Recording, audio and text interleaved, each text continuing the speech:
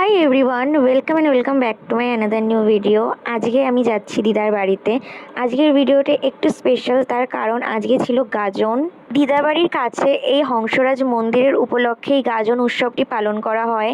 মানা হয় এই হংসরাজ বাবা অনেক জাগ্রত।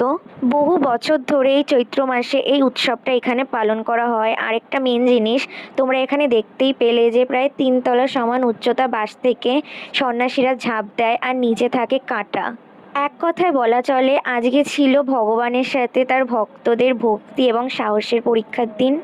বাবার মন্দিরের ওপরে এখানটায় প্রধান সন্ন্যাসী যিনি, তিনি এখানে ত্রিশূলের ওপরে ফুল তারপর শান্তির জল দিচ্ছিল। বাবার কাছে পুজোর পর যতক্ষণ না বাবার কাছ থেকে ফুল না পড়বে ততক্ষণ কিন্তু যে রিচুয়ালসটার কথা বললাম, যে 3 তলা সমান উঁচু থেকে লাফ দেওয়ার যে রিচুয়ালসটা, সেটা কিন্তু হয় না। আগে বাবা ফুল ফেলবে, তারপরেই কিন্তু এই রিচুয়ালসটা শুরু হবে।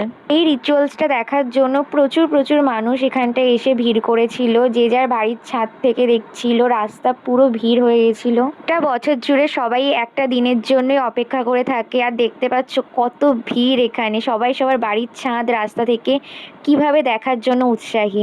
এখন ভিডিওতে তোমরা যাকে দেখতে পাচ্ছ, এনাকে এখানকার প্রধান আর পুরনো সন্ন্যাসী বলা হয়। ইনি প্রথমে লাফ দিলে তবেই সব সন্ন্যাসীরা লাফ দেওয়ার অনুমতি পায়।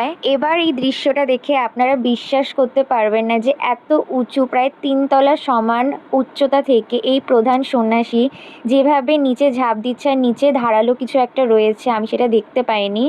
এটা ভগবানের মহিমা ছাড়া, বাবার মহিমা ছাড়া কোনো দিনই সম্ভব নয়। এর জন্য প্রচুর সাহস আর বাবার সেই মহিমাটা থাকলেই একমাত্র সম্ভব হয়। গায়ে কাটা দিল তো এই দৃশ্যটা দেখার পর।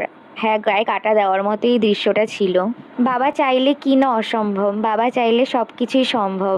দেন অনেক দিন পর আমার মাসির সাথে দেখা হয়েছিল, ওর সাথে একটু ঘুরতে গেলাম।